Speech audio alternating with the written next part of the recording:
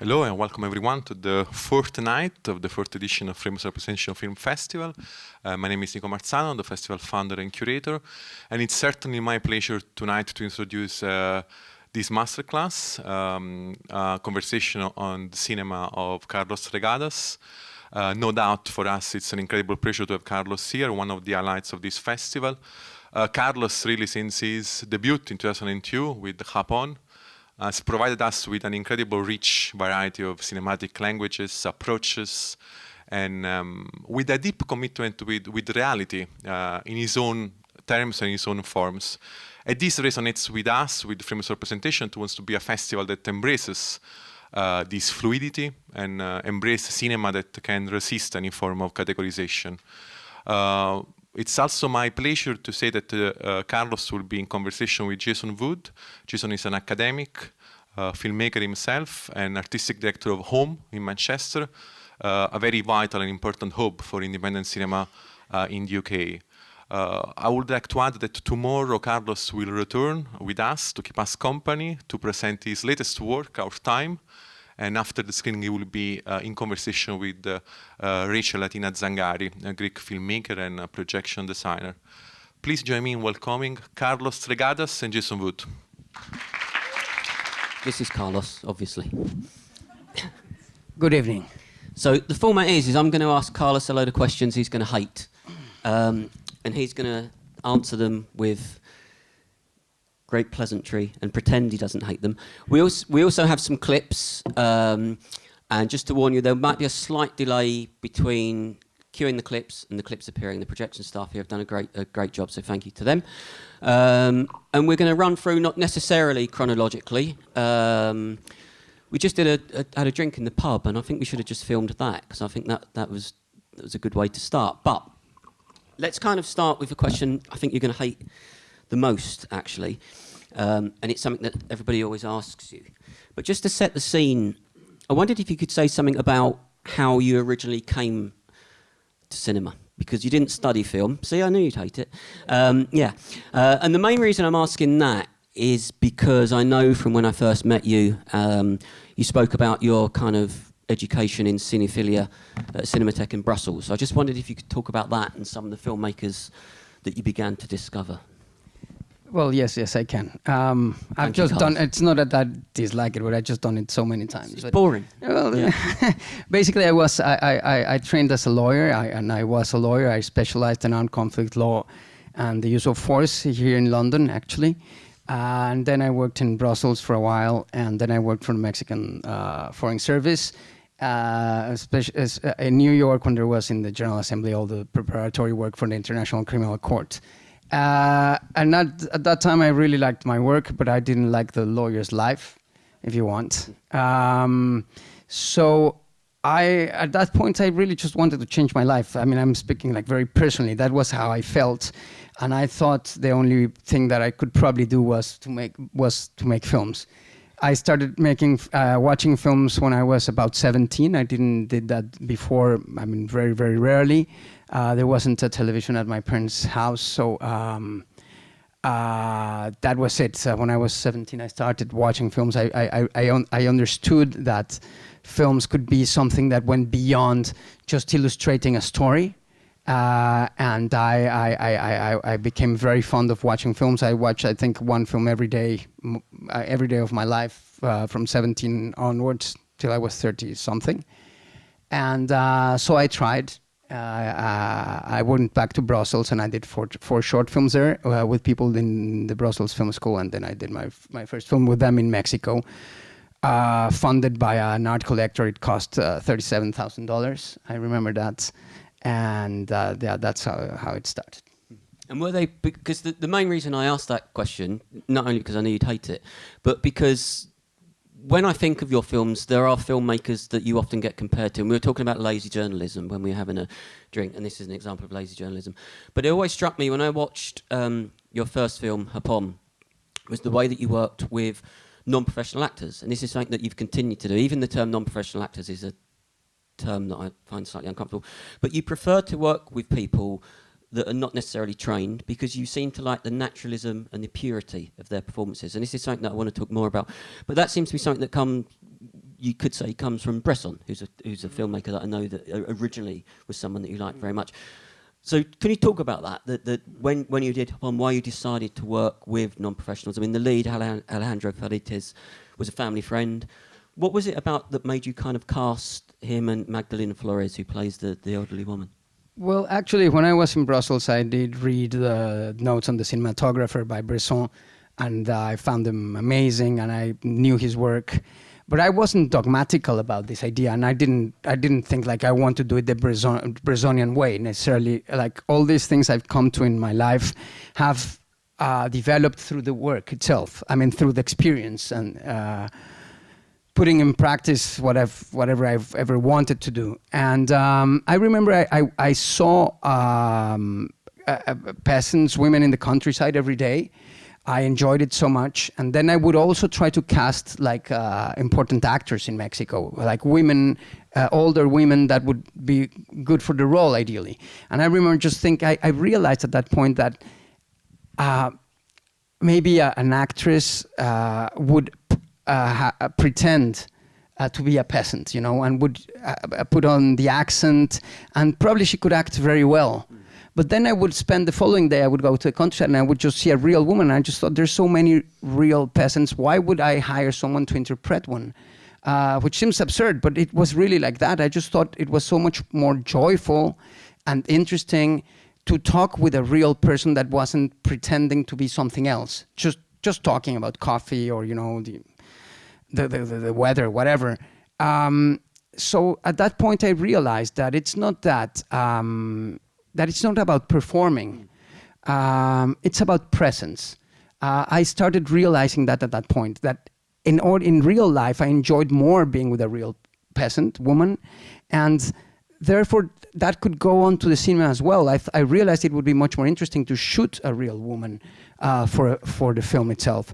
So for me, this question would be more like if I was a painter or a photographer, a portrait photographer, if you would ask me, why is it that I don't shoot actors? That wouldn't make sense. It's just that I think the medium of cinema actually is not for acting. That acting is not necessary to build characters in cinema. What matters is presence. It's whatever any one of us gives off by his or her single presence.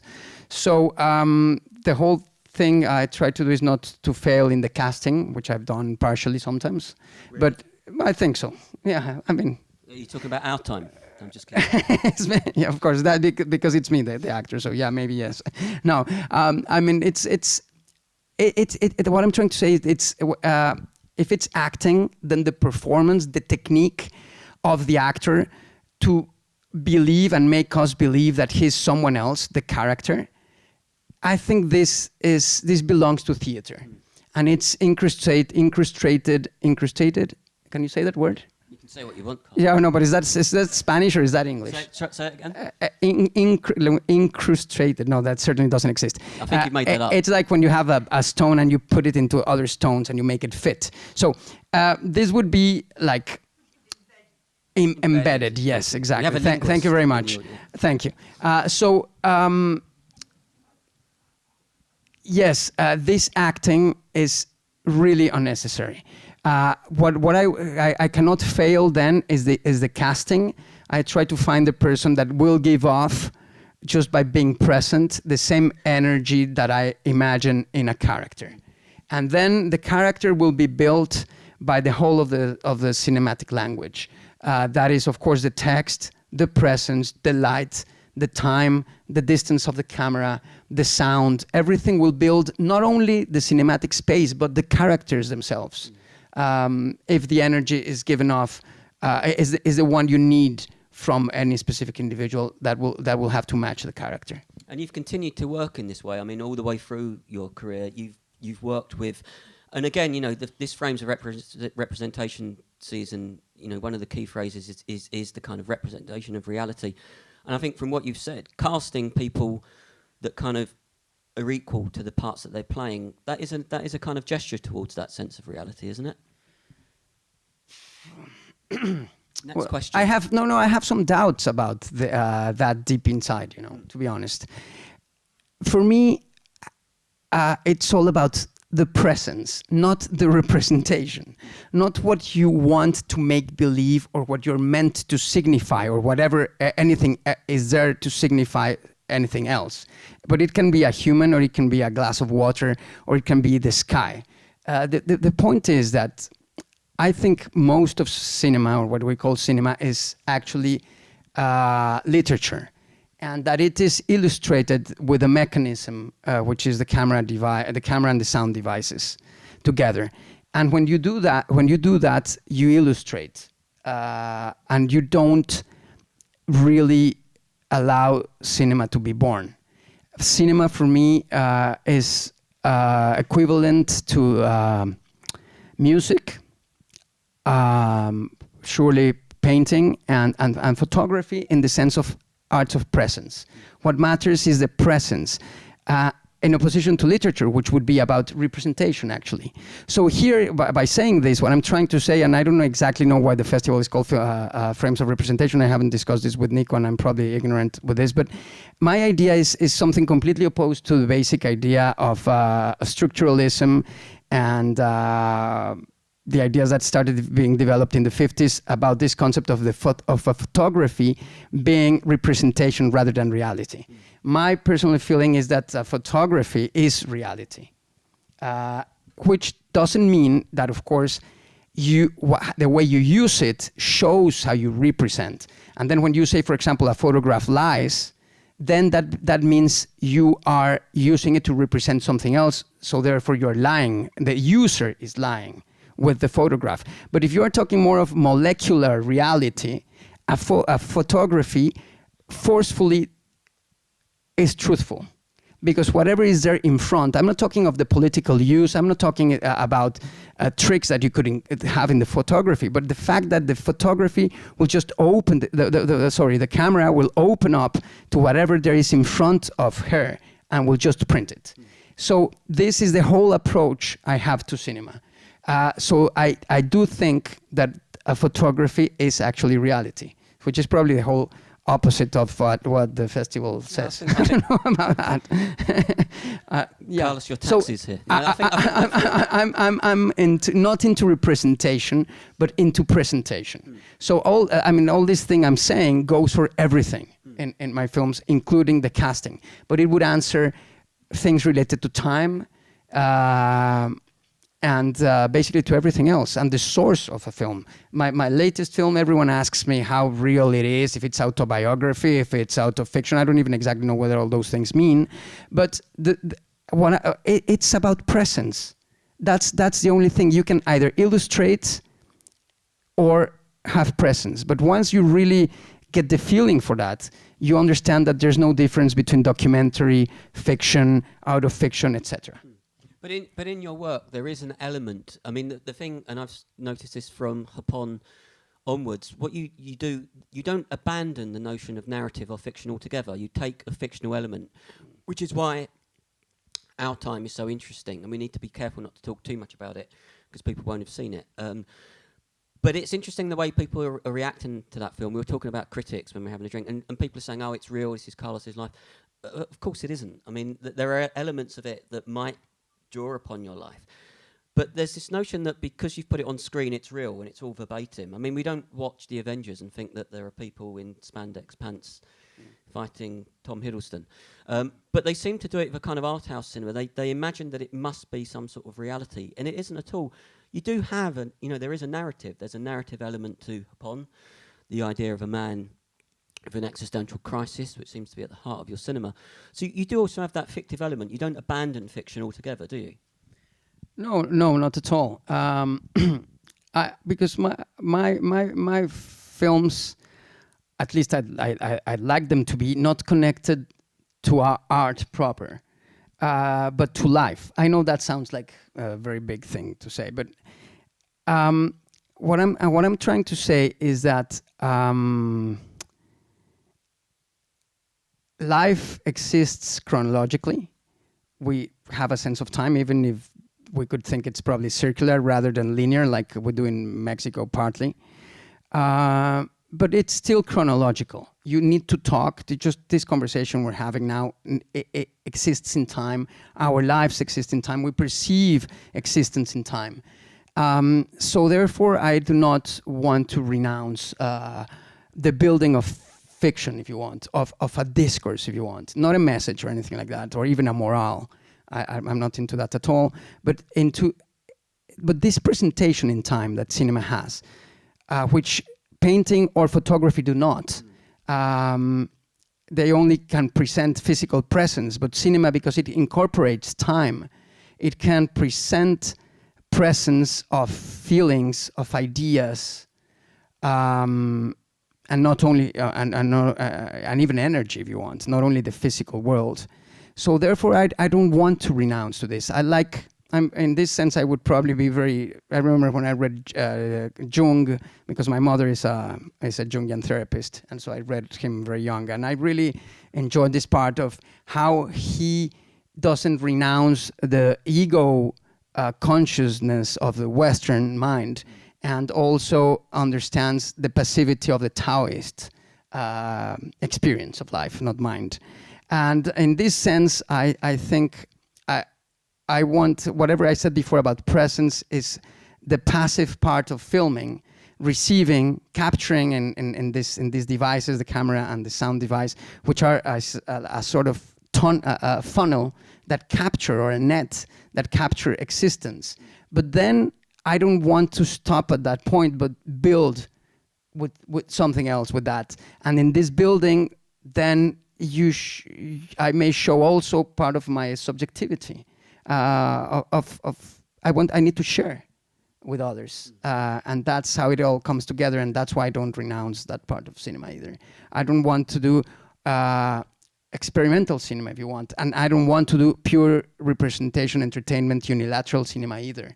I'd like to, and this sounds again like a big idea, but to sort of not reproduce, but not be far from what the world does to us.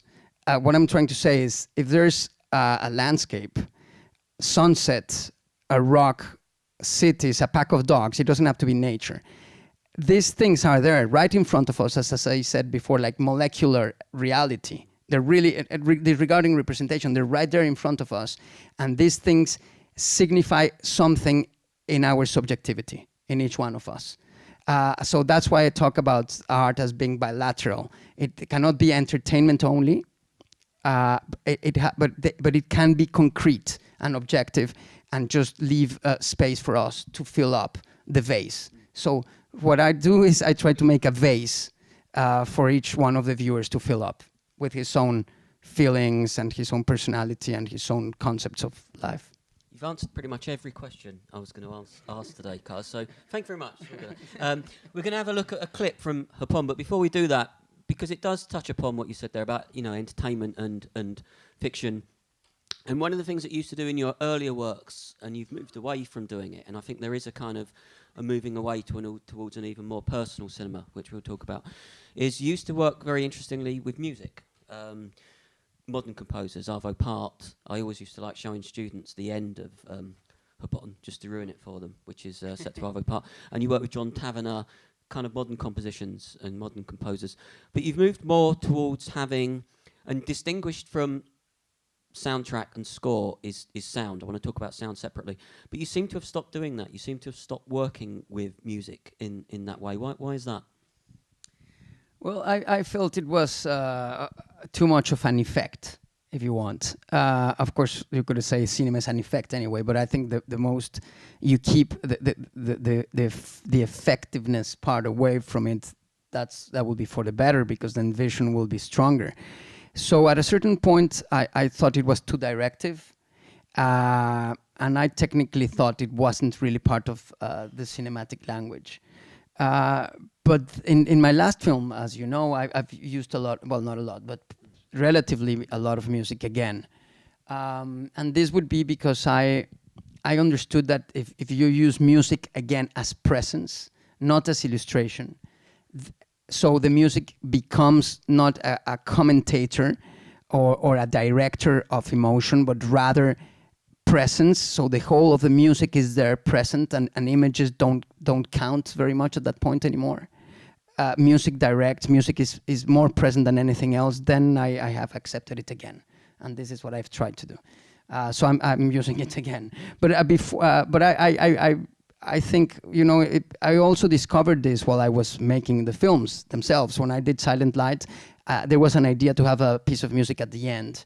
And then when I was editing, I realized that nothing would be better than nature itself. So I realized how music would be an obstacle, you know, something on the way of something better, which was just the sound of nature. Can you say what the music was you were going to use? At that time, I was listening to a lot of Sigur Rós, and I spoke with them about making a piece for the end of that film. But then, yeah, we dropped the idea. Yeah, fuck 'em. No. Okay, let's have a look. How many of you have seen Japón, Carlos's first film?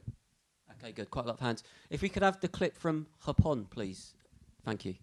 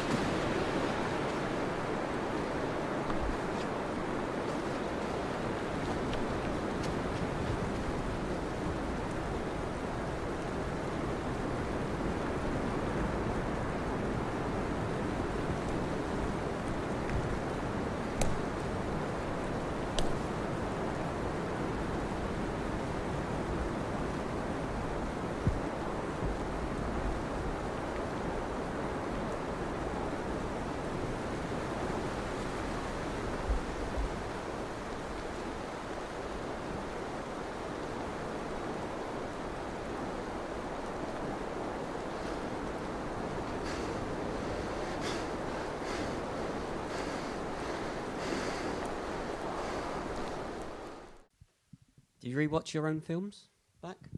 Definitely not. No? No. Never ever. Really? Ever. No, absolutely not.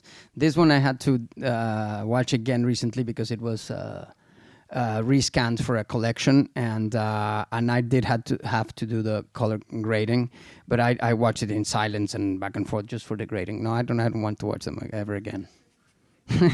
It's because it's part of the past, you know. That's all. Yeah. You work so much on every single frame that then you just want to forget it forever. And move on. Sure thing. Okay, moving on. In that case, your next film, Battle in Heaven. I remember when we spoke around the time of that, and you described it as an existentialist crisis, which I think we can say that it happens in a lot of your films. But it was also different in that it was the urban environment is often in your films in a kind of tangential sense. You know, people travel from the city out to rural areas, whereas in Battle in Heaven, it was set in Mexico City. And you get the sense of the kind of teeming nature of Mexico and the kind of huge population and the kind of craziness. It's a pretty crazy city, Mexico City. I think we can agree on that. How was it like? How did it feel going from filming in a very urban, rural environment in Japón to filming in Mexico City? Because the denouement of Battle in Heaven takes place during a procession when there's hundreds of thousands of people. How difficult a film was that to make in terms of the logistics of doing it, and how did your style have to change to incorporate the fact that you're filming in a big city at all, or not at all? I am from Mexico City, but I spent most of my weekends and all my holidays in the countryside, and I live in the countryside since more than a decade. Just to tell you that for me, they're both more or less the same thing. Nothing changes really. I don't have this idea that the countryside is better and life goes more slowly or anything like that. Actually, the place where I live, it's a place where I've seen the most neurotics per capita in my life, and I live in the countryside, and it's a new age place, and this is real. But not the peasants actually. I mean, the real people from the countryside are not so neurotic. But I just think it's just context. It's just context that can be signifying one way or the other, but it doesn't determine anything much really. But what I was thinking was that in the other films that are more rural, there's the space. I mean, you mentioned the end of Silent Light, where you allow nature. There isn't that element of nature in Battle in Heaven because of where it's set. I mean, it feels like a very different proposition to me, this film. Yeah, maybe, but I think only superficially, you know, because it gets dark. There's rain. There's wind. All this is nature that is manifesting itself in a city, pretty much. And at the end, remember, there's some rain before the end, and then at the end there's dusk, and you feel this. And this plaza in Mexico, in Mexico City, in the center of Mexico City, the Zócalo, is not very different from a valley, I think. I mean, at least I don't want to treat them very different, and I don't feel very differently. Only I feel more people and more oppressed in the city, but that's a personal feeling. But no, you know, whatever is going on humanly and in the present, it's more or less the same. And I get the sense of that film, you couldn't call it, don't take this the wrong way, it's not a genre film, but there is the kind of crime element to the film. And I think also maybe I'm reading it wrong, the fact that it's set in a city, it feels to me like all of your films that it feels like it's very much about contemporary life in Mexico City. And when people, I mean, I read back, people talk about Battle in Heaven as being the film which deals with identity in a very specific way, Mexican identity, which is something Mexican directors always get asked. I don't know why. You never get Joe Wright being asked about dealing with English sensibilities. But it does feel like it is taking the pulse of a nation in some way. It feels like quite a political film. It feels like a film which is dealing with society in a more explicit way. I get the sense that you're going to say you weren't intending to do that at all. It's clear. I don't want to be blind, and I mean, I'm not blind, and every decision I take it according to a set of values, if you want, or ideas that constitute my thought. But I've always thought this has to be a byproduct. It's like if you think of a lot of the French films from the Nouvelle Vague. If you think of Le Feu Follet, what's the name in English of that film? That film by Louis Malle. The Fire Within or something like that, maybe. Where's the linguist? Maybe they're good on film as well. No, but you certainly know that film by Louis Malle, very well known. I know the French title. I don't know. Okay, well, that film or any other film that takes place in Paris and you see all that life there, or even À bout de souffle. Yeah. Are you not thinking of Lift to the Scaffold? Are you? No, that one's great too. Yeah. But but all of those, they show you a lot of what France was at that time and life there, But I'm sure it wasn't the purpose of the people making the films. All this, if you're just being loyal to what you see, then all this political side will show in your film, and it is important, but it has to be always secondary. It has to be not secondary. It can be very important, but it has to be a byproduct. Otherwise, you run the risk of making propaganda, And I never intended to show Mexican reality. If you think, like for example, regarding how people look, but I did dislike that all of Mexican television and most of Mexican films showed people that were basically not at all predominant. Actually, very rare, very, very rare. So I've always thought if I did a film with people about Mexico City, ordinary people, working class people, which are most of the people, they had to be real the way they are, And I was even accused of like making a freak show with monsters. I remember very well that thing, and I mean, so whomever said that thought all these people are freaks, and basically these are like the most common people that you would see there. It's just a duty to be loyal to what you see. This is the way I've always felt, and maybe that also accounts for why I do not want to choose actors. If you ask me, for example, of the so-called Mexican Golden Age, and Maria Candelaria and all those films from the 40s, I always disliked them since I was very young and I didn't understand anything about politics. Just because, they would go to a village where there would be more like Indian-looking people. In Mexico, wouldn't call them Indians. As probably you would hear, would just say mestizo, You don't even have a word for that in English. I think you say half-breed, but that's like pejorative, and I don't know, it's like for dogs. But we use it a lot for culture and for everything. And then the main role would be for a woman that was very beautiful, that would be a white from Mexico City, disguised as an Indian or mestizo woman. And all these cliches that went on and over and over, I think they were based in the real, but they enhanced the real for the worst, and I always reacted against that. But then when I made the film, that was just part of the way I chose everything I did, because that was just part of my taste of my ideas. But it wasn't the idea of the film, Otherwise, I really think I would be a propagandist, and I don't want to do that at all. No. And religion plays a big part in this film, and I think I mentioned spirituality and religion, two distinct things, but there is a sense in your films that there is a sense of spirituality. Do you agree? And whether it comes from nature or from the characters or from a more organised form of religion, I always get a spiritual sense from watching your films. I think maybe because the style is quite transcendental, but I get that sense. But I get it very specifically with Battle in Heaven. For me, it feels like the anomaly in your, which doesn't mean I like it less. Sure. But it feels like a very different film to your other work to me.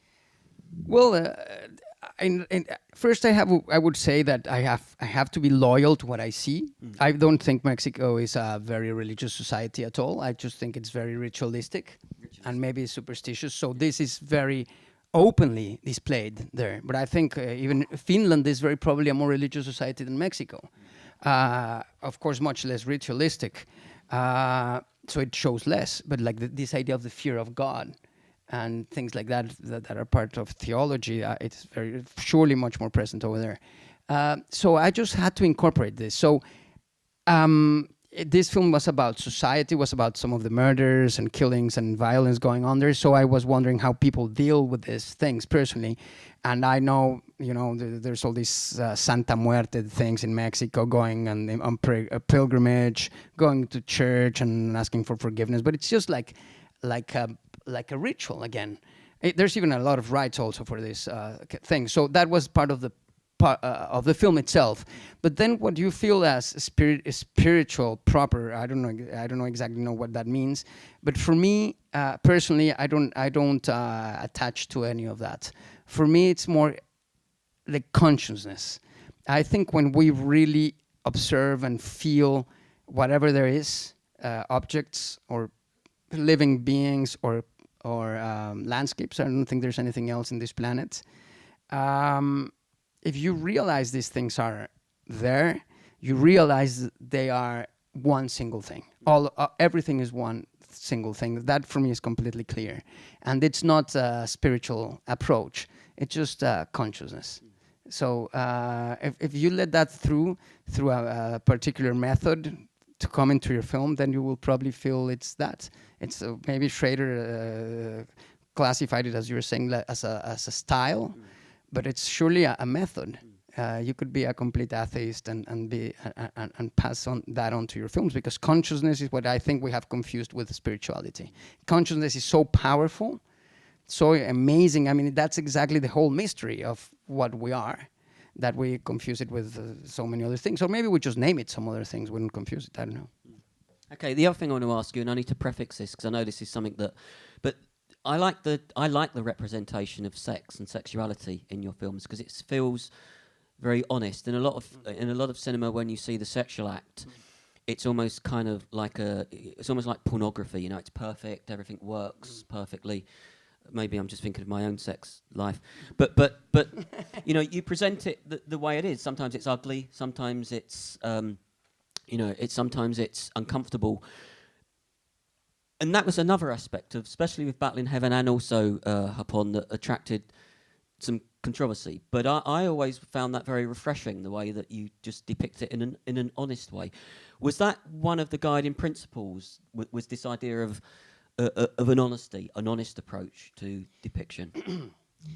I wouldn't need to have such high goals as being honest. For me, it's just a matter of presenting rather than representing. You already said representing sex, but it's not representing. It's presenting. I mean, that sounds like it's not. It's not just words. It goes beyond. So if you present, then you just take the real, starting from the real people, the real beds, the real imagery. I mean, I'm not saying I am the only one that can really see how the real is, but at least in the way I perceive and I see it, like the ordinary. Let's say the ordinary rather than the real. So just the ordinary, and then put these amazing, almost spiritual devices in front of whatever you have, and then just let it go, and let it happen and capture it, and don't manipulate it all over all the time. And then this comes into the film by a very simple method only. That's all you need to do. So no need to think so high as being honest and all that. If you just don't want to be fake, then this is natural. If you don't, I just don't want to carry on with these things that we've been seeing over and over, you know. But does it bother you when people will fixate on that one element? And we were talking about critics when they fixate on one element, and it becomes an element of controversy. I mean, why does it? I don't understand why it needs to be controversial. Yeah, nor do I.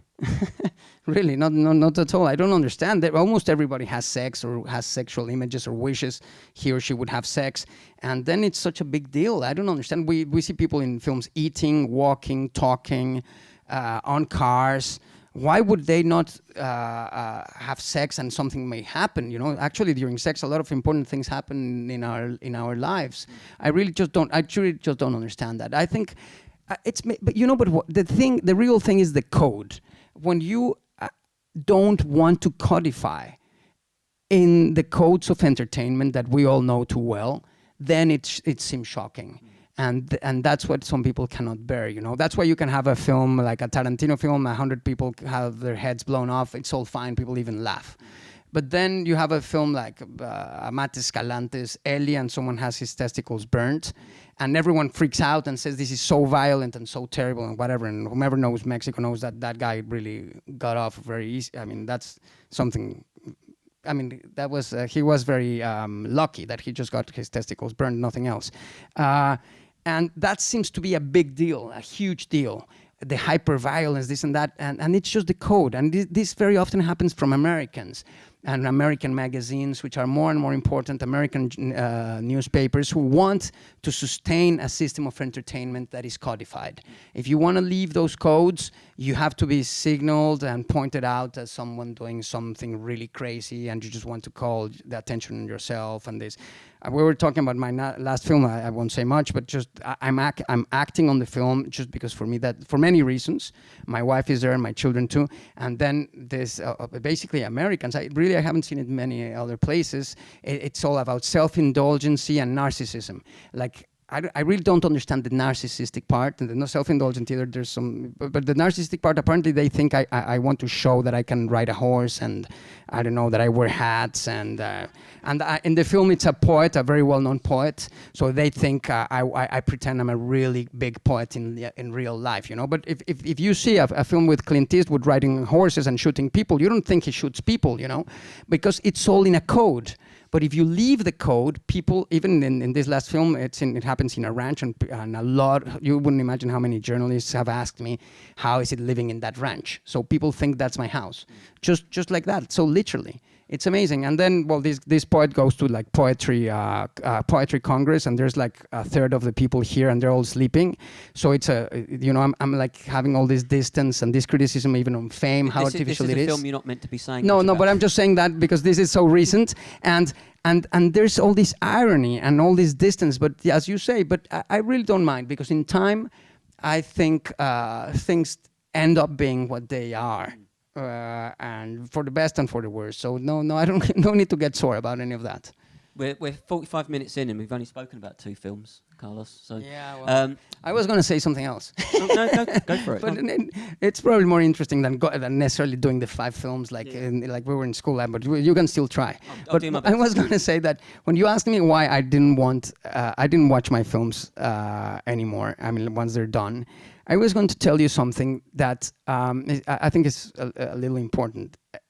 And this is that film, just like the written language or the language we use to talk, or music, literature, is not a fixed form of language. I'm talking because we're discussing representation, all this. This is something that is never ending and always evolving and moving on in time, in the history of time, like painting does, but also in the history of each one of the artists, you know, the painters or the writers. If T.S. Eliot was still writing, he would still be developing his language and changing it, and probably going back in certain areas, because I was thinking of this because also the music question you asked me. So I just wanted to tell you that this idea of the perfect film, this idea of how to make a film, even film schools trying to fix the way language is meant to be used, and especially critics, which want to, again, it seems like a lot of critics want filmmakers to do Billy Wilder over and over, or, you know, John Ford or Orson Welles and these kind of things, or the opposite of those, but like to always land in a pre-established pattern or some sort of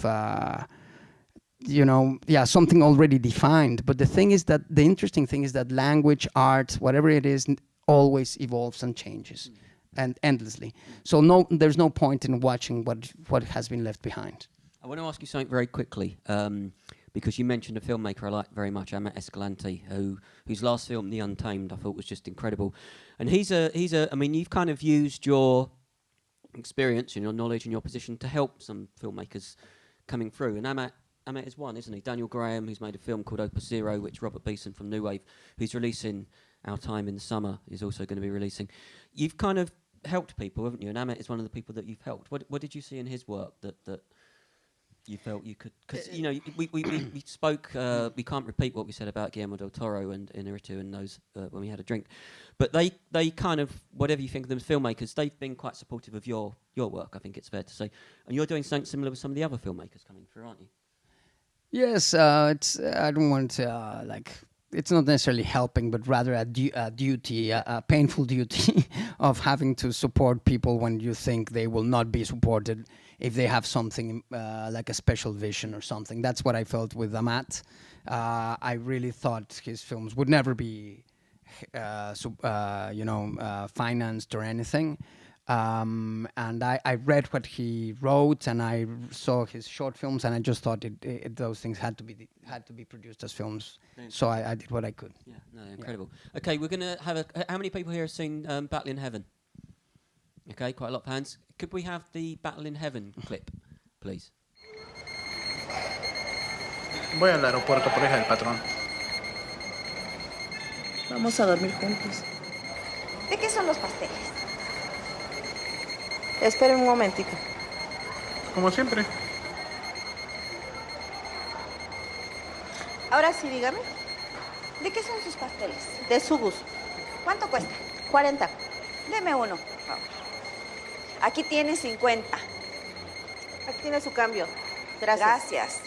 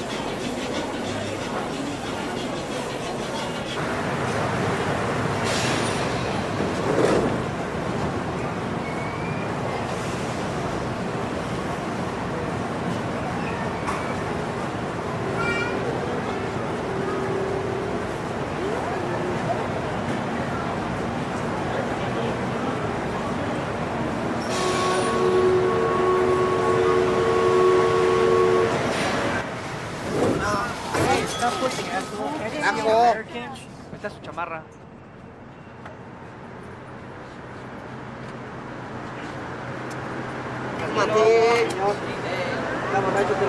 Con permiso, ¿sí? ¡Quítese, pinche gordo culero! ¿Qué anda viendo, cabrón?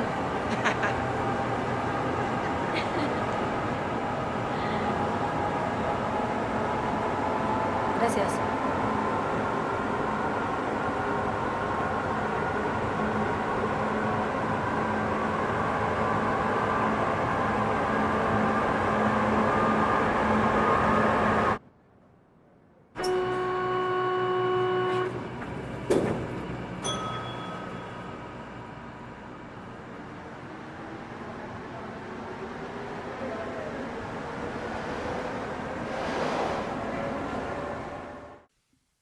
You were just like looking like that, not wanting to see a single frame.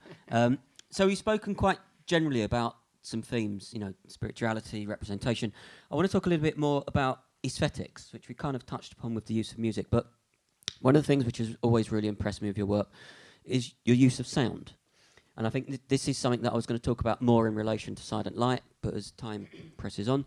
You think about sound, and you said this to me the first time you ever met, you think about sound as important as image, don't you? And a lot of other filmmakers, I think you could say, don't necessarily do that. What is your approach to the use of sound in film? Because you obviously pay real particular attention to it, to the extent that you've used kind of old Soviet microphones, and you really put a lot of thought into it, don't you?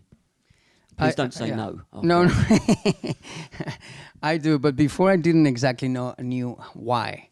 But now I think I know why I've always paid so much attention to sound, and it's because presence, as we know it, requires or always has sound, basically. So everything you see and everything you record, and you've heard me that every time I mention the camera, I mention the sound devices too, or the sound device. either is surrounded by sound if it's an object, or produces sound if it's a living being or a landscape. So I insist filmmaking is about, requires, or it's not only about, but requires observation and listening, and therefore matter, all matter, living matter also, can be apprehended, can be captured, and sound is part of existence. It's as simple as that. Like, strictly speaking, I think cinema is really finally born when sound is there. I know that can be argued, but yeah, I think sound is definitely part of cinema, an essential part of cinema. So that's why I do pay a lot of attention to it. Yes. But I mean, also with your kind of visual aesthetic, I'm thinking of, you know, the way that you used, you shot in Super 16. You've kind of sought out on the, I think you bought them on eBay, kind of vintage cameras to shoot your work. And I think as your work has gone on, especially from post Tenebras Lux, which we will come on to, there is a very, very distinctive look. I mean, I love the scene in post Tenebras Lux, which people call it the milk bottle scene, where it looks like you're looking for a milk bottle. You kind of have pushed the boundaries as what a film should look like and sound like. You know, the idea of a film should look like this and it should sound like this. You've really kind of wanted to break out of those confines, haven't you? Sure thing. I think we've already mastered, if you want, technologically how to capture images. In this respect, sound I would treat a little differently, but let's say, yeah, sound too. So now we do a lot of images that are simply reproducing, if you want. And a lot of these images are very powerful, very well crafted, especially in entertainment cinema, very spectacular, very central. And they're like renders for architects, you know, all these amazing renders architects do. You know, my grandfather was an architect and he made buildings, you know, like maquettes, like miniatures, and a lot of drawings. And I've had the feeling that these images that are so present and so strong take all of your energy and push the deeper part of the reception away.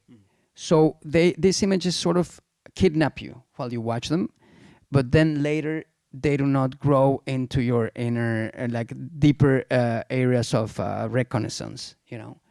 So this thing called peripheral vision, and I have to say that some of these ideas I felt, but I have a friend that is an architect, and he gave me beautiful books by a Finnish architect called Juhani Palasma, who talks about this. And actually I read the idea of because he said Tenebras Lux reminded him so much about Juhani Palasma, and especially this idea of peripheral vision. And he says in his book that this thing that Scandinavians like to do so much, which is walking in forests, that is so relaxing because you cannot focalize on anything in particular. There's so many branches, grass, plants, and you know, the sky in the background or clouds, whatever, that nothing is like kidnapping you, you know, taking all of your energy from you. So all this to say that I realized that that images had to be reinterpreted. It's like probably in painting, like in the middle of the 19th century, when painters had already managed to master proportion, skin tone, drops of water, you know, our hair, whatever. And then painters realized it was about reinterpreting now. And changing the way we see. So of course the first impressionists were treated of you know, idiots and whatever, blind people. Turner, you know, people said that he painted like he was blind and painted with a brush when he was cleaning eggs that fell on the ground or something like that. And of course he was into something. He was seeing something beyond reproducing images. So this I felt naturally that I just had to do it differently. But I don't want to use like old fashioned devices that would just connect us into like nostalgic aspects, and like using black and white, for example. I wouldn't want to do that. That would be like in the second part of the 19th century, starting painting like a Renaissance painter, you know. I think I think we have to always go forward, not for the sake of going forward, but because we need to, because vision goes that way always. So that's why I use that bottle thing you're saying, and I'm trying to reinterpret so we see differently, you know, because if not, we just conceptualize, like we don't see things anymore. We know there's a tree there, we know what a tree is like, and then we don't look at it anymore. So the idea of how the child sees before he thinks platonically, just conceptualizing, but actually observes. This is something that can happen if you transform things a little bit. So you could reconsider what you're saying. You mentioned painting there. One of the other things I wanted to talk about, and this is specifically in regard to your last 3 films, actually, and I think I was thinking of it in regards to Silent Light. You mentioned the end of Silent Light where you just had the sound of nature. And Silent Light feels to me a film which is very much of nature. And of course, it's also a film in which you shot almost exclusively with natural light, which is something that you have another aesthetic that you've done throughout your career. I just wondered if you could say something about that. I mean, I remember seeing Silent Light in Cannes, where your films have always done very well, and I just felt completely transported by that film. And there is something about the way that you capture the sounds and images of nature by using natural light and the sound that you use that is quite transportative. Can you say something about that? Yes, I've also made necessity out of virtue out of necessity. You know, I've always wanted to shoot with a light crew, very few people, long time. So we need the least equipment we can have. And I realized since I started being a filmmaker that since a long time, even in film, not only digital, there's no need to enhance light unless you're shooting in a very specific circumstance, you know, but usually it's almost never necessary. Of course, if you want to do film images like, advertisements, which a lot of films do, like sort of advertisement, then you have to have all these lights, but you don't need them, and you can create something much more interesting when you don't have those lights. If you just observe and wait for the right time. A lot of this thing is related to money, you know, when you have a lot of people in the crew, every minute is very expensive, you need to light up to make sure that you move on fast. But if you don't have that because you've reduced your costs with a 10 people crew, as I do, for example, then you can choose the best time of the day and wait for the what you may consider the perfect light to be there. So that's what I'd like to do, and I shoot one shot in the morning, one in the afternoon, usually only 2 shots per day, and we wait for the light that is correct. And I always think that because it's not controlled by ourselves, then it will always give some presents to us, some surprises. Okay, I want to ask something specific about Silent Light now, because obviously, again, hands for Silent Light, people that have seen Silent Light. Okay, you've got a lot of fans here, Carlos. They obviously rewatch your films, you don't. I rewatch other films made by other people too a lot. So with Silent Light, obviously, it's set within a Mennonite community. You know, and I think with all of your films, and I haven't mentioned this and I should have, I think location is very key, not just the way you shoot the locations, but location and community as well, almost works as a character, vital element of your films. But can you say something about working within the Mennonite community? Because again, with your work with non-professional actors, there's a certain trust that you have to attain. And I imagine that working within a Mennonite community, which also speaks a different dialect, Plautdietsch, I think is the. Can you talk about that? Because that must have contributed an even greater talent in terms of intricating yourself within that community, gaining their trust, and making a film about them and how they go about their lives. Sure thing. I mean, I wonder for during 5 years, on and off, many times, I wanted to see weddings and how work in the fields and funerals, dinner, just spending time with them. It wasn't easy. A lot of them were very closed, and I just couldn't speak to them, and I stuck to the people that are in the film.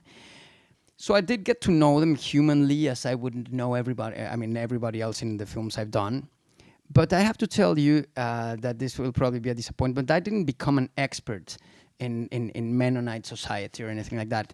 The whole point, what I'm trying to say is it's not necessary. What you have to get to know is the people working with you, or the people working in the film, getting to know their feelings, the way they react, they behave. Because as I said, once you do the casting, then instead of asking them to adapt through interpretation to the character. I have to adapt the character to what they are and the way they behave. So you really need to get to know it. We need to get to know each other very well. And that's how it goes. But then certain things, in that film, for example, there's I think one of my favorite moments, it's at the end when they're in the car talking before she dies, and they're talking about the past, how they used to talk in the car and just be happy, content, and so happy being next to each other. And the woman delivers some very, very beautiful lines. And what I was saying about the whole of the cinematic language constructing the character rather than themselves, she's giving her energy, which is already quite a lot. But the rest, I remember, was just written with a marker on the windshield. And actually, her plottage was very bad because she's Canadian, and she's a Mennonite, but she has forgotten it. And she was just reading out phonetically whatever is there, and she didn't even know what she was saying. Nor did I, by the way. Probably she was saying this director is an idiot, and I could just translate it differently, subtitle differently. You know, this would be fair. Actually, some of that happens in the film, and some Mennonites have complained about me doing that. But I think it's absolutely fair. You know, that's what I'm saying. Documentary fiction, in the end, it's just one single thing. Again, you asked me about sound, image, this and that, acting. It's just one thing. Actually, our brain, when we're children, we don't even know whatever is is making us hear or see. Well, maybe see, yes, because we can close our eyes and it's so clear. But you know, our brain conceives everything as just one single thing, and that's even camera movements. Are part of the one single thing, and that I felt in Silent Light very clearly. Someone asked me about. There's a shot when we're looking forward on the car and it turns right, and then the camera pans to the left and you see the driver. Do you remember that on the pickup truck at the beginning? It's a very, very simple shot, but someone last week in the US was asking me about that shot, saying that he really liked that shot and had never forgotten it, and it's just such an obvious shot in a way. I mean, not obvious, but simple. And he asked me, how did you come up with it? Because he said he had never seen it anywhere else. And I just really tried to answer like the most honestly and insightfully I could. And I remember when I wrote it, because all this comes from writing, because writing is visualizing for me. It's like very much like it happens for us, a music composer. So I remember that I just felt that when the car turned, this had to turn inversely. Because energetically it was necessary. And actually it makes sense. Now you see him watching, and before you see what he watches, and you sort of hide the movement. But what is actually happening is that the camera is like a sort of gimbal, you know, that doesn't turn while the car turns. So of course it turns, but northwise, or you know, from that point of view, it doesn't change the position, only inside the car. And this for me is exactly the same thing as making a film with my children. You know, it's the same thing. It's just one single thing. I wish I could say that was the clip that we're going to show you now. Okay. But sadly, alas, it isn't. We've got a clip from Avengers instead. Okay. Thanks. Okay, if we could have the Silent Light clip, please.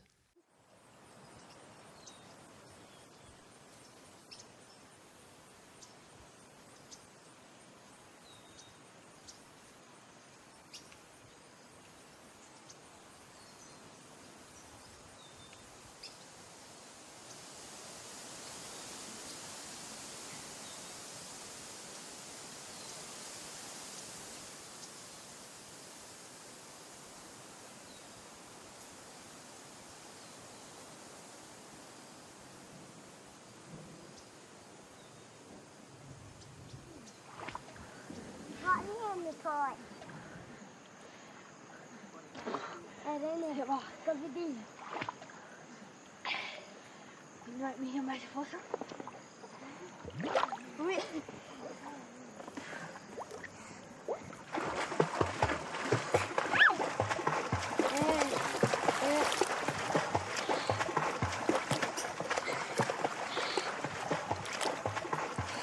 Hey, Kino, I need to have a friend at Trim Hills. The hope. Chị ở không clean bass chứ?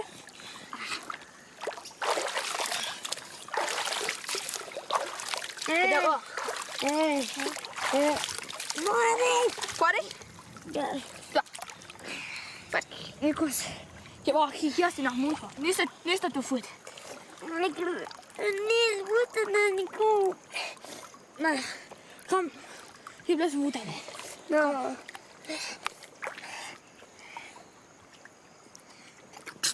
Jeg går til at ride. Til åken, det er bare så. Det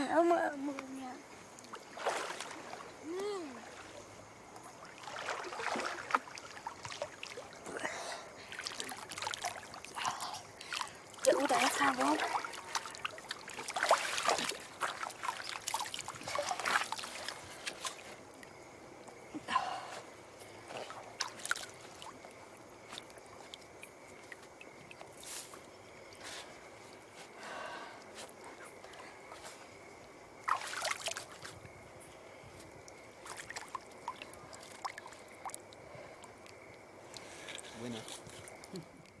Won Best Film at Cannes, and we were talking about festivals and they've kind of been slightly devalued, but for a filmmaker making the kind of work that you make, are those awards necessary? Is festival exposure necessary? Is it something that brings you any joy? I think I know the answer.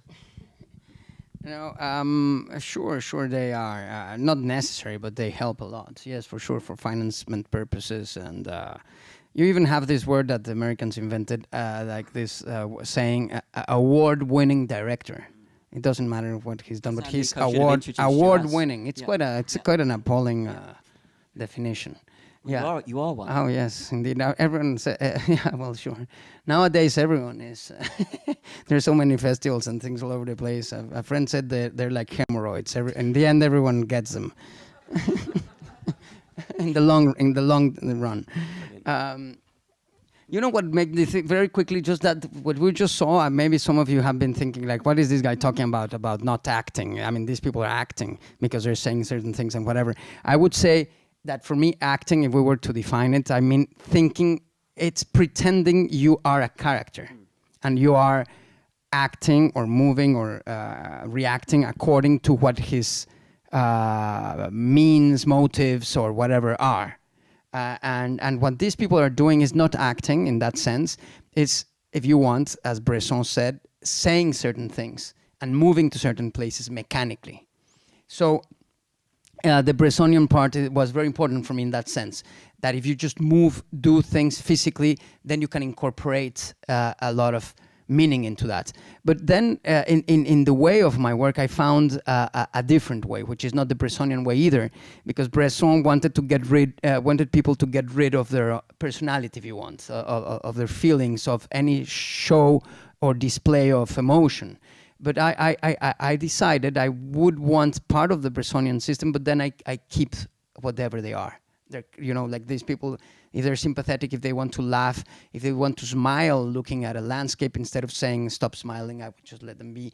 And I want, and whatever you feel usually for the people in my films, in the film, that's what you would feel if you would meet them in life. Okay. Let's, we've still got a bit of time. Let's move on to Tenebras Lux, which was a film I did see in Cannes, and the virtues of that film were, I was turned on to it by Simon Wald, one of your friends who's here, who released it through the ICO. And I think for me, Tenebras Lux signalled a slightly new direction, I think, in your work. And I think it's the film that really does repeat viewings. Did you want to I mean, your films have never been traditional, whatever that means, but this is a film which really does become a very, very personal form of filmmaking for lots of reasons, both the way that you shoot it, the subject matter, and people describe it as an oblique film, but it's actually about a lot of kind of universal themes, childhood, patriarchy, I think, dissatisfaction in a relationship. I think, there are elements there which you can easily kind of attach yourself to.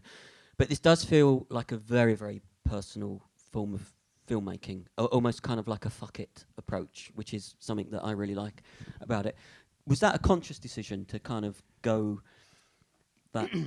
Sure it was, but not like not necessarily for the reasons you were saying, like wanting to do something new out of just novelty. I wanted to, actually, to be honest, I think it's out of respect for the public, for the viewer. What I'm trying to say is that of course, the viewer doesn't exist. This is an abstraction. There's only individuals. This is usually like people into commerce say the viewer, you know, like the public, the majority. But the decisions I take, I have to take them according to my own taste. That's the only way you can go if you want to be real, you know, because there's no other way to go around. The same thing, the way you dress, the way you talk, you just have to follow your own taste. So as a viewer, I get bored. I saw 3 days ago in Madrid, I went to see The Dead Ringers by Cronenberg, which I remember I had a great experience of watching when it came out in '88, and I was 17 years old. And now I have to say I felt I was very bored. I felt it so slow, so obvious, always building up like layer upon layer, but like almost explanatory, like didactic. And this didacticism is boring for me as a viewer. You know, the perception of the way we see the moving image and the sound changes. So this film, I thought, could just go straight to other places without any sort of didacticism. Didacticism, can you say that? Yeah. I didn't want to do any of that. That's all. I just didn't want to be didactic because, I didn't want to be paternalistic, didactic, or even a demagogue. Because a lot of filmmakers, and actually a lot of film is demagogia, demagogy, and I didn't want to do that. That's all. But also, you mentioned that you have respect for your audience, and all of your films do this, but I think post Tenebras Lux, especially, and your new film, which people will see tomorrow, Our Time, is rather than giving people answers, you ask them questions and you allow them to come up with their own.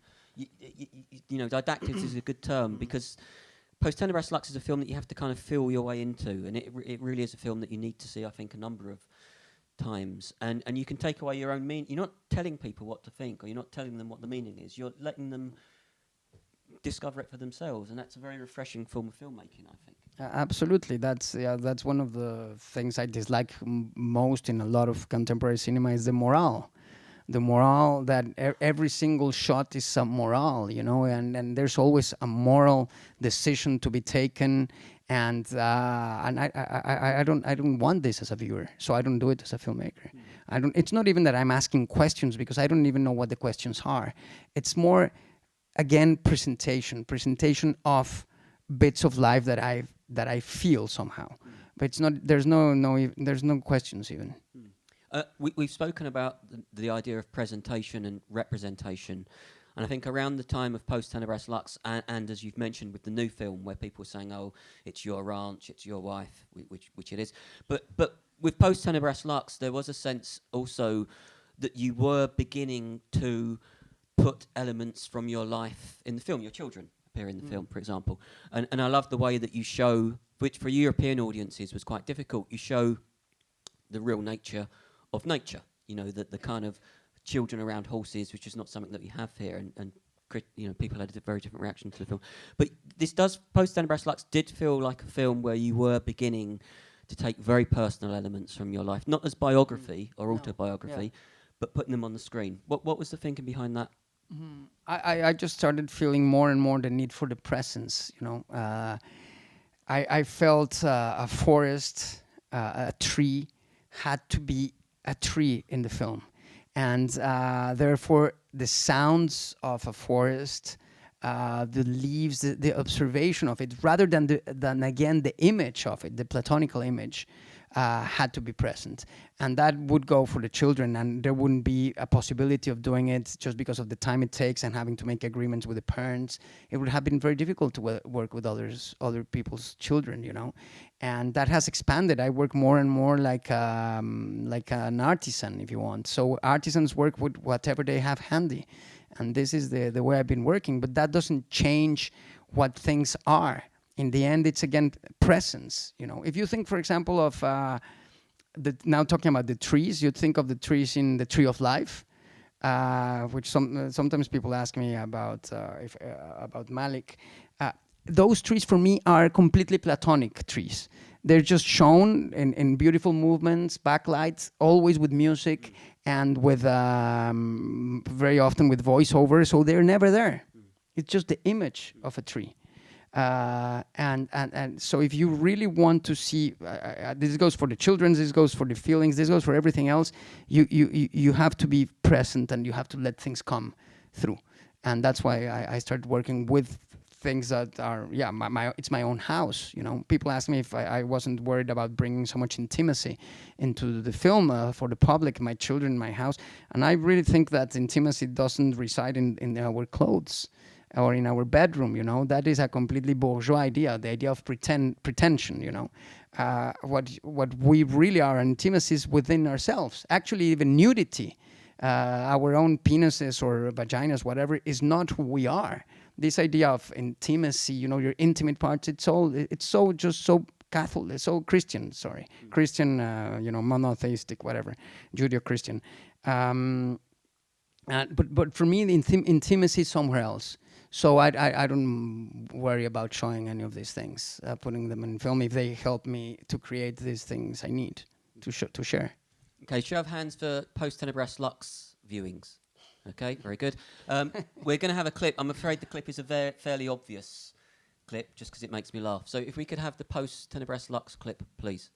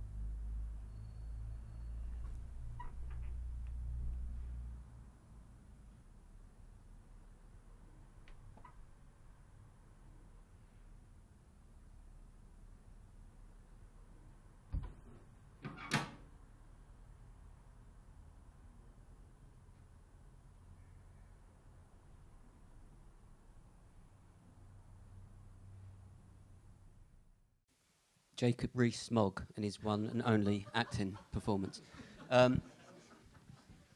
We are beginning to run out of time, and we were asked not to talk too much about our time. But what I'm going to ask you to do, we do have an exclusive clip. How many of you got tickets for tomorrow?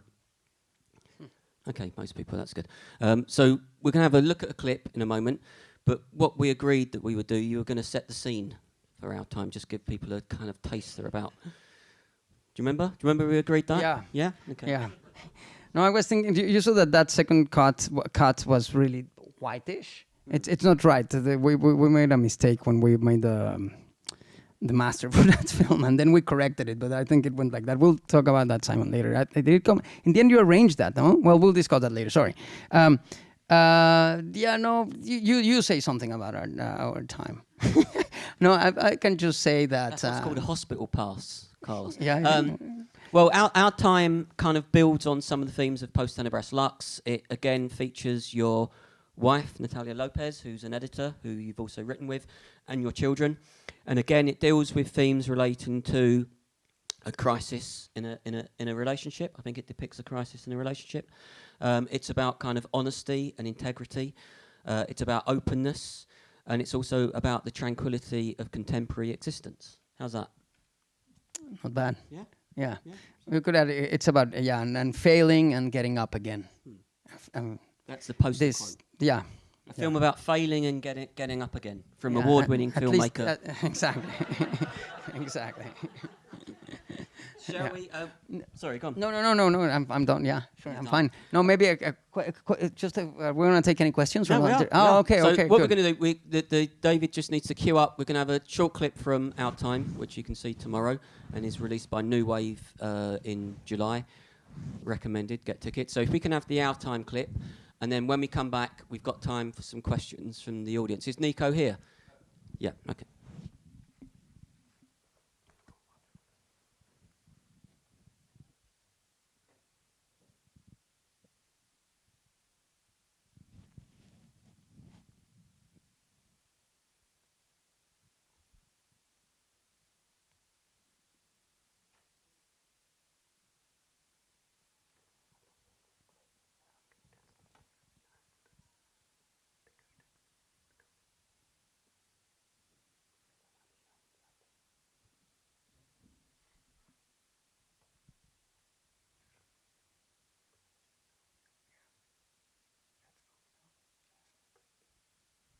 It looks like you're about to watch the whole film. Three. You only have 3 more hours. Yeah, 3.5 hours. So maybe let's just at least let them see the opening image. Oh, yes, yeah, yes, sure. No really problem. tease them towards a cinematic orgasm.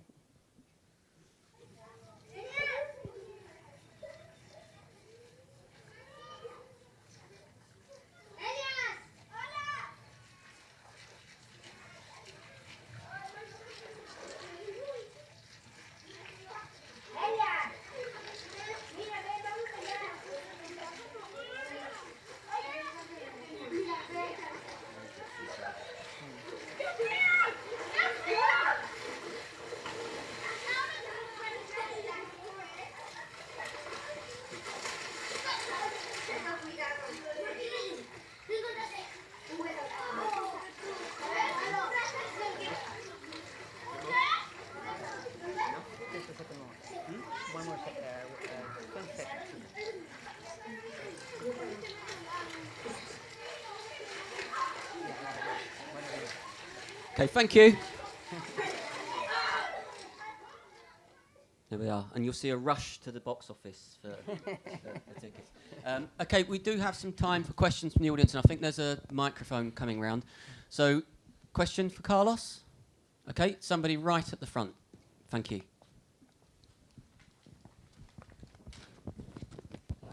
Hello. So I saw Our Time a couple of months ago. So can you talk about the scene when the mule was killed? Can you just talk a little bit more about that? No, it's going to ruin it for everybody because they haven't Was seen it real though? Was it a real? No, it wasn't real. No. Okay, that's enough then. Okay. I've never harmed an animal for any of my films apart from Japón, and it's banned in the UK, so we cannot discuss it anyway. Is that the pigeon? Yeah, it's a pity. I didn't harm it. They were hunters, and we shot. Yeah. But like John Waters, you ate it afterwards. Yeah, Chicken, exactly. flamingos. Exactly. Okay, so we'll go for another question. Anybody? Okay, we'll go to the person who's nearer the front because then it's easier with the microphone. Hi. Hello. So I've obviously seen all of your films. I've noticed as your body of work progresses, the scripts seem to become, at least with the last one, I've also seen it our time, the scripts seem to become more, I wouldn't say, traditional is not the right word, but there seems to be more, the dialogue seems to be, let's say, more directed, and there seems to be more energy placed within the dialogue and the acting. I mean, with Japón, which I loved, the images seem to do, it was quite a silent film in many parts. So I wanted you to tell us a little bit about how you work with dialogue, and especially because you use non-actors, and how those two things work together. Well, in my first films, I was very keen on saying everything that had to be said in any way that was not dialogue, if possible. I remember doing a strong work of, you're going to say depuration in English, some sort of distillation, if you want, just keeping the essential. And then I sort of dropped that in the last two films to a certain extent, because I thought also when people say things disregarding the text itself, the way things are said signifies a lot. So I've accepted more text lately, but I'm not very convinced. I think I want, to be honest, I'm thinking of my new film, and I want to reduce text again. I've realized that text does distract you from observing, and by observing I mean hearing also.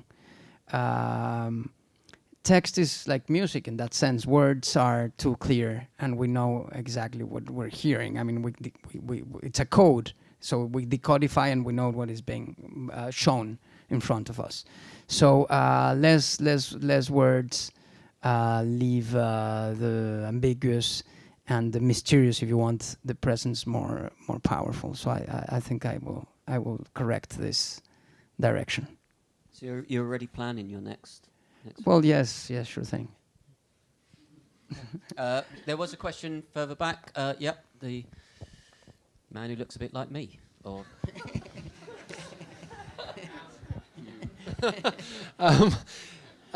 given that you're working with non-professionals, if we can call them that, can you say a few words about how you rehearse with them, if you do, and how many takes you can do, and especially working with children, you know, how many takes can you do with them? Yes.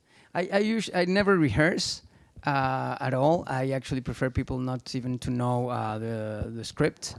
Of course, they have to know what it is about before they commit to it, and the special things they would have to do, but not know really what they're doing. And usually, the 3 takes should be a maximum. Otherwise, it can become mechanical. So I always have to change the mechanics of the take, so things don't start repeating in that mechanical way. With children, I can tell you it was very, very hard. I realized with my children how much humans must, how harmed we are by repetition and chain work in factories and this kind of thing, because I would ask them like to cross from this door to that door, and then the camera would go wrong, for example, and I would ask them to do it again, and they had nothing to do, just cross from that door to that door, and they would say, "No, Father, I'm not going to do it. I already did it. Why do you want me to do it again?" And then if it was a third time, it was like they just couldn't understand it. And I said, "But it doesn't take anything from you. Just walk from here to there." And they just the idea of repeating was terrible. They just could. It was so annoying.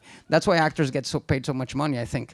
I mean, no, but it seems like repeating is something people don't like. Humans don't like.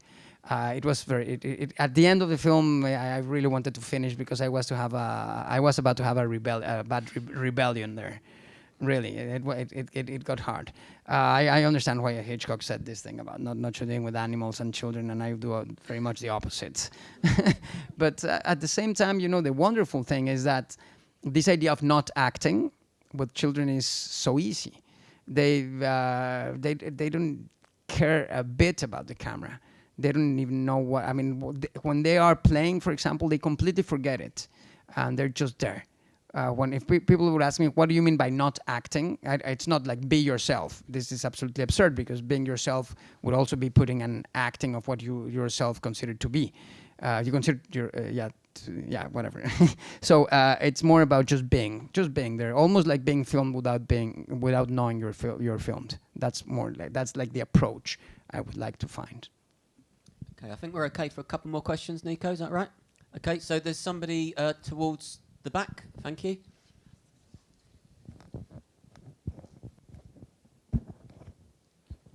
I've seen Japón several times. I have never understood why it's called that. Was it ever called anything else? No, no, but I don't understand it either. But it doesn't matter. You know, if you go to me, the thing is, in cinema is unfortunately so much pressured by the idea of the market that we are meant to sort of define a film. But if you go to a museum, you see painting again, or even songs, they really have names like very that don't come up in the song, you know, at all, and are not mentioned. I don't know if Neil Young songs, some of the greatest have no reference to the song itself. So cinema could also be like that. It's an evocative title. That's all I can say. Nothing in particular. But this is the whole point. No, this is very important that you ask me, because people do ask me also, like, does this woman in the end of Silent Light, does she really wake up? And I say, well, it's not up to you. It's not like relativism. It's just objective, but you fill it up. And then they say, no, but really tell me the truth. Like, you know, like it was a riddle, you know. But the truth is, it's not a riddle. But seriously, you have to believe me that probably I would tell you why I call it Japón, and it would be not a very interesting explanation. But probably Simon or anybody else here could have a very good idea. I've heard people like trying to guess, and they've given me really good ideas, and I could look clever giving back, saying some of those like they were mine. But the truth is, I really don't know, and it doesn't matter. It really doesn't matter. Really. That's great. I remember. That's exactly what it has to be. I remember when I made Tenebras Lux, and we had an interview in Cannes, and there was a woman from a radio in Canada that was very upset. This is a little different, but connects. She said to me, you know, I have a program since 20 years in the radio in Canada, and last morning, and yesterday, I don't know, I had to talk about your film, and I had 3 minutes, and you know, I just couldn't say what it was about. I know this escalates the title question to the whole of the film. And I said, well, that's wonderful. That's precisely the whole point. If it was, that's why it is a film and not a log line for your radio show. You know, so it doesn't really matter. There we are. Okay, we've probably got time for one final question, if anybody has one. Yeah, there's somebody right on the end there. Thank you. I was kind of waiting to see if anybody else had a question, but yeah. I've really enjoyed your talk, and you spoke a little bit about reading Bresson when you were in Brussels, I think. And I just wondered, but there's not many film directors who would say they read theories of cinema and stuff. So I just wondered if there was anything else that you read that helped you make cinema. I only thought of like Jean Epstein. He's the guy who came up with photogenie. But he also came up with an idea of lyrosophy, which is lyrical philosophy in cinema, and it made me think of some of the stuff you were talking about. And I just wondered whether there's any other influences there. Okay, well, not so many really, but it's a very good question to close, because I'd like to say something, because you talked of Epstein and filmmakers talking about films. Which is unfortunately, since basically the Vanguard's finished, filmmakers don't talk very much about film anymore. And who is it that talks, apart from critics, I mean, like more seriously, well, it's less seriously, but it would be philosophers. Philosophers started from the 50s talking a lot about cinema. And the philosophy of cinema is, in my opinion, completely overrated. If we were here discussing music and I was a musician, or again painting, or literature, it's writers that talk about literature, it's painters, musicians that talk about music, and of course there's philosophy of music as well, but it's not very relevant really. But in cinema, it became even the big the big people like Gilles Deleuze and Roland Barthes and all these structuralists became very, very relevant in cinema. And filmmakers don't talk about cinema anymore. And I think this has been this has been reductive and not very good for the fate of cinema, because filmmakers started making films also as philosophers, thinking why about everything instead of letting instinct through. You cannot really make philosophy not putting reason first. Of course, you need instinct, but you need reason first. And I think art is by definition not. It's by definition instinctive. So you don't need to ask yourself why. And also, and even worse, is that cinema viewers, started watching films as philosophers rather than just experiencing the film, like we do music, for example, or even or literature. We just read for the hell of it, if you want, and of course that means and that enriches us, or we don't like it or whatever, but that's the way we approach it.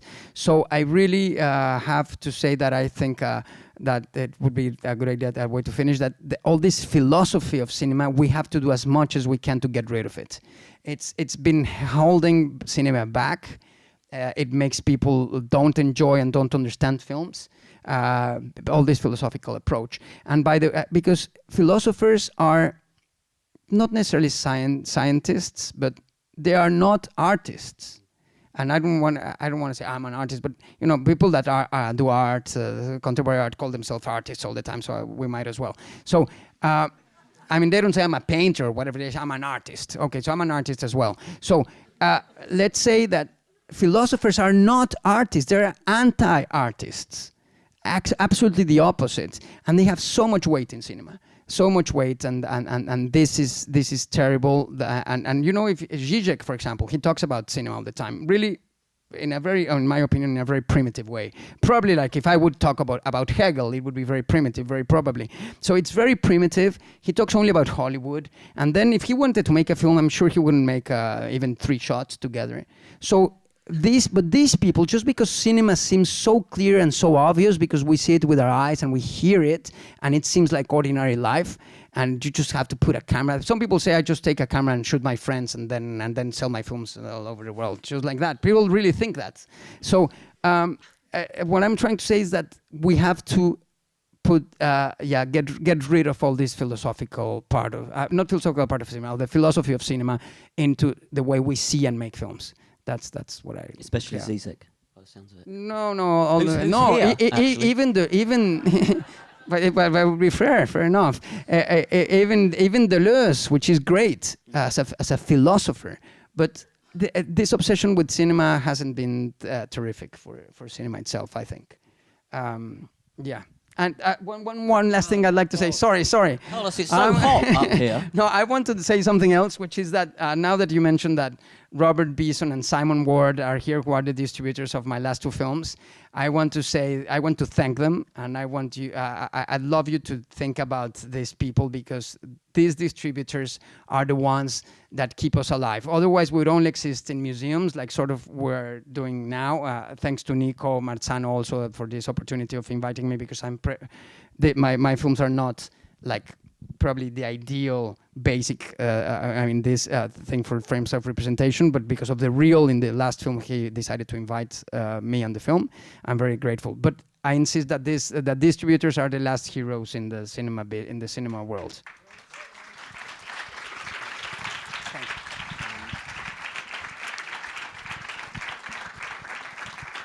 I'd also like to say thanks to everyone at the ICA and Projection as well for doing such a great job. Thank you all for coming. Our Time you can see tomorrow night, and it's released by New Wave in the summer.